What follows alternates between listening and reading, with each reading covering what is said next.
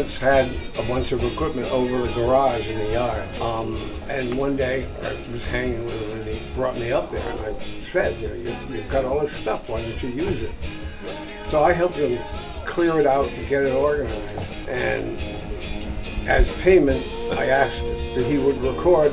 He wanted to do a Christmas album. So he came down and recorded the Christmas album. It's probably the first thing that he's recorded.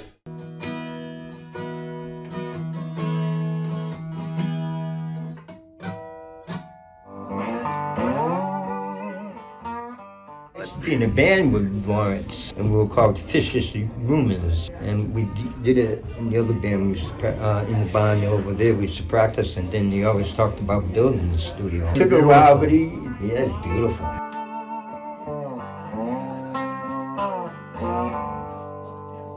Lawrence has worked like extremely hard up here. I mean, the guy works a full-time job.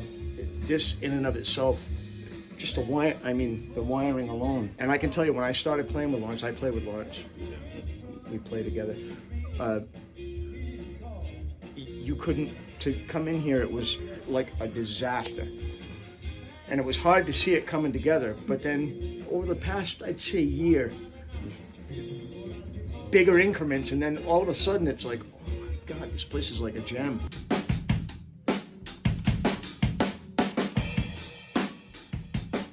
I'd heard of Lawrence for a number of years from mutual friends in the area, but I don't. We live right down the street, but we only met in this past year, really, and right away we just clicked. And I walked in and I ran a guitar shop for decades, and I have a lot of the things that Lawrence has in here.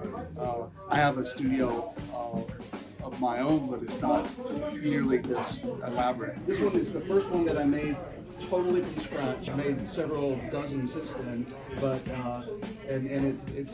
it's found a good home here. It's a foster. Lawrence is fostering my amp. All the amps get names. Lawrence has Kristen. The coolest thing about the control room is that Lawrence has it all automated so that he can take his iPad. He can just be walking around with his iPad and control everything.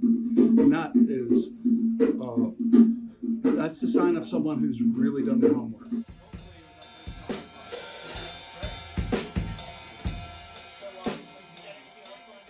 It's different now. It's now all digital. When we had the studio together, this was a digital recorder. It's a DA88 on 8mm videotape.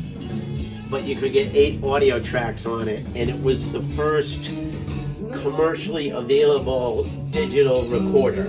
And we had one of them, and then later Lawrence bought 2 more, and then he got some other ones. So it's interesting. It's digital, but it's tape.